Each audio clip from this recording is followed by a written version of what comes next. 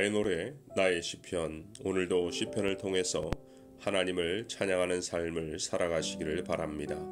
9월 23일 수요일 할렐루야라는 곡명으로 함께 노래하겠습니다. 오늘 우리가 함께 높이는 찬양은 시편 112편 1절, 6절에서 8절입니다. 할렐루야, 여호와를 경외하며 그의 계명을 크게 즐거워하는 자는 복이 있도다. 그는 영원히 흔들리지 아니하며 의인은 영원히 기억되리로다. 그는 흉한 소문을 두려워하지 아니하며 여호와를 의뢰하고 그의 마음을 굳게 정하였도다.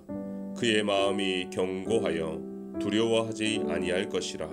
그의 대적들이 받는 보응을 마침내 보리로다. 시편 111편, 112편, 113편은 할렐루야 시편입니다. 왜냐하면 150편의 시편 가운데 1절 시작부터 할렐루야, 즉 여호와를 찬송하라 크게 외치고 시작하기 때문입니다. 광야 생활 중에 있는 시인의 신앙 고백에 불이 붙은 것이죠. 한 번씩 어떤 분들이 저에게 와서 그런 덕담을 해주십니다. 목사님의 목소리를 듣게 되면 지쳐있을 때에도 힘이 납니다. 목사님은 기운을 주고 에너지를 주는 은사가 있는 것 같아요. 물론 목소리가 크기 때문에 그렇게 말씀하시겠지만 저는 정말 지쳐있고 힘을 내고 싶은데 그러지 못하는 분들에게 목회자로서 기운을 주고 싶습니다. 하지만 연약하게도 저 자신도 다운되고 에너지가 없을 때도 있습니다. 의욕이 줄어들고 지칠 때가 있지요. 그때마다 유일한 해결책은 하나님 앞에서 그리고 하나님 안에서 회복을 경험하는 것입니다. 오늘 시인이 고백했듯이 영원히 흔들리지 않는 마음, 그리고 어떤 흉한 소문에도 두려워하지 않는 심력이 우리 모두에게 필요한 것입니다. 혹시 5차원 전면 교육을 들어보셨는지요? 원동현 박사가 DY 전인 교육이란 명칭하고 다음 시대는 5가지 힘이 준비된 사람이 리더가 될 수 있다는 것인데 그 내용은 심력, 지력, 체력, 자기관리력, 인간관계력이었습니다. 체력을 중시했던 블루칼라 시대는 곧바로 지력을 중시한 화이트칼라 시대로 이어졌고요. 화이트칼라 시대는 다시 감성을 중시하는 골드칼라로 이어졌습니다. 우리 모두는 지식과 지혜를 갖추고 풍부한 정서와 남을 배려하고 봉사하는 마음의 힘이 강한 건강한 신체를 가진 전인적 인간을 추구하는데 그 첫 번째 단추가 이 심력이라는 것입니다. 갈수록 우리의 멘탈이 중요한 시대입니다. 최근에 한국 최고의 포털 사이트인 네이버는 스포츠 선수들에 관한 기사에 댓글을 다는 것을 금지시켰습니다. 왜냐하면 SNS 시대에 너무나 많은 비난과 조롱을 이겨낼 힘이 선수들에게 없기 때문입니다. 그래서 불행하게도 자살 시도를 하는 선수도 있고 잠적을 하는 선수들도 있었습니다. 경기를 하는 선수뿐만 아니라 우리 모두가 그렇습니다. 오늘 보면 7절에 보니까 흉한 소문을 두려워하지 않는다. 교회 생활을 하면 우리는 소문에 약합니다. 누가 그랬다고 카더라라는 방송이 돌게 되면 처음에는 그게 누구인지 궁금하다가 나중에 그것이 자기 이야기임을 알게 되면 화가 나기도 하고 때로는 상심하고 낙심해서 자포자기할 때도 있습니다.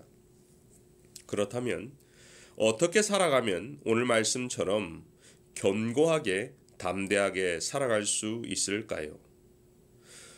첫 번째로 자신이 누구인지를 알아야 합니다. 우리는 이것을 정체성 확인이라고 하는데요. 나는 누구인가?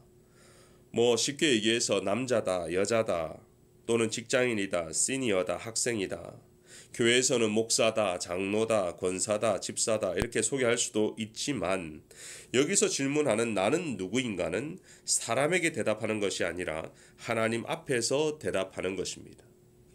그래서 시대와 상황에 따라 절대로 변할 수 없는 대답을 해야 합니다.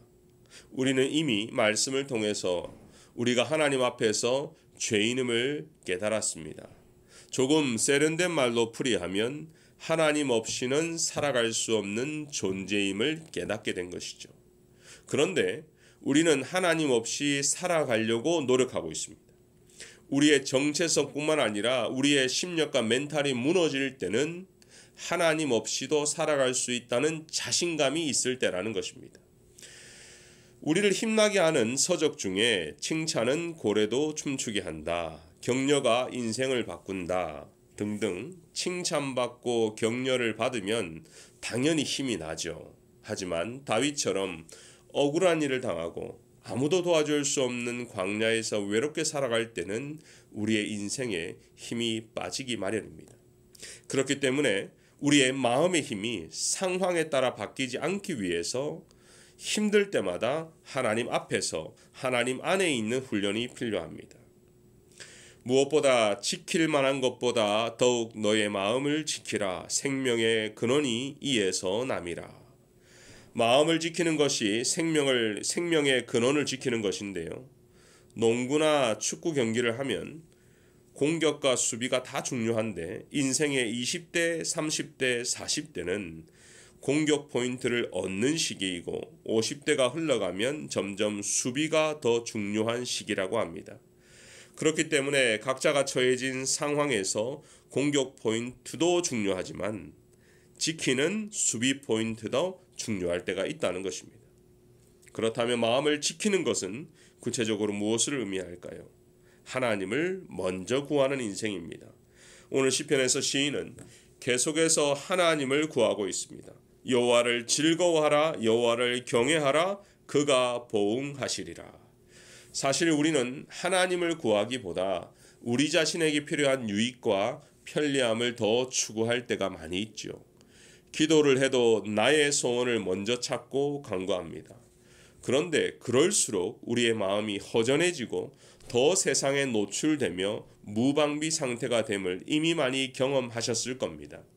그러나 우리가 하나님을 먼저 찾을 때 우리는 하나님의 도우심을 받게 되고 하나님이 우리의 필요를 대신 채워주시는 것을 경험하게 될 것입니다.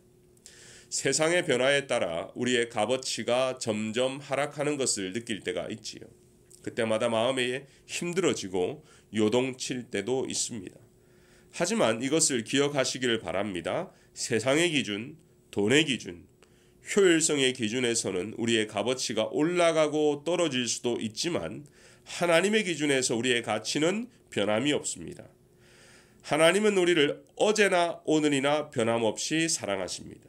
지금 여러분이 하고 있는 일이, 지금 살아가는 인생이 하나님 중심, 하나님을 기쁘시게 하는 삶으로 살아가고 있다면 어떠한 상황에서도 흔들리지 않는, 요동하지 않는 담대함을 얻게 되실 것입니다.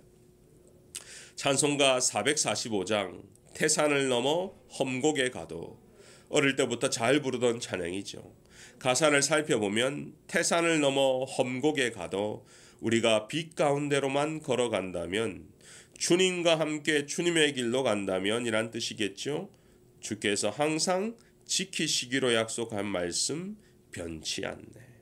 하늘의 영광, 하늘의 영광, 나의 마음속에 차고 넘쳐 할렐루야를 힘차게 불러 영원히 주를 찬양하리.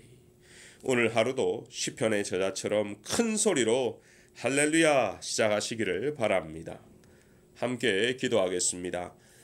그가 빛 가운데로 계신 것 같이 우리도 빛 가운데로 행하면 서로 사귐이 있다고 말씀하신 주님, 오늘도 사랑하는 성도들이 주님과 함께 동행하는 하루가 되기를 소원합니다.